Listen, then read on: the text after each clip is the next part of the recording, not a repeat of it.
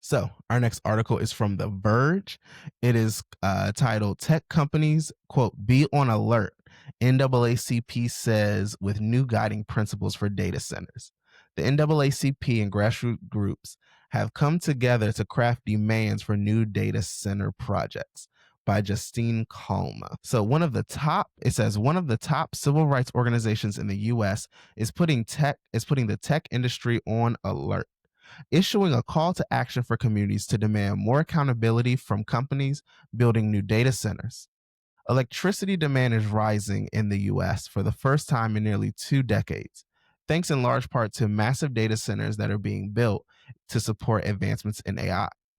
Utilities and some tech companies are increasingly meeting that demand with fossil fuel that worsen air quality and exacerbate the climate crisis, prompting the NAACP to issue, quote, guiding principles to help local community members fight back. Quote, no community should be forced to sacrifice clean air, clean water, or safe homes so that corporations and billionaires can build energy hungry facilities, the group said in guiding principles that is shared exclusively with The Verge. The NAACP is already in this fight, challenging Elon Musk's XAI data center in Memphis, Tennessee.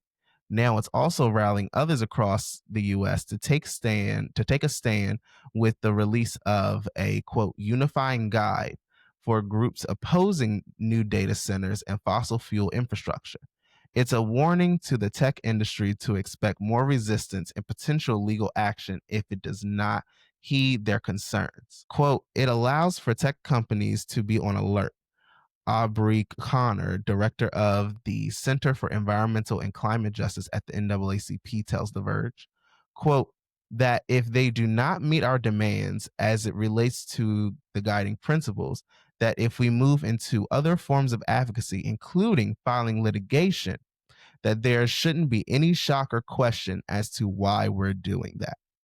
I want to first give the NAACP its credit. I know that there is a lot of kind of feelings about these legacy civil rights groups. We see in I won't be shy about it. We've seen a lot of civil rights leaders from our past who had their time in the spotlight, who were really out there fighting for the people, who some of who have been corrupted by big money interests, by these corporations who have basically paid them off to turn their back on the people who they for years have said that they support.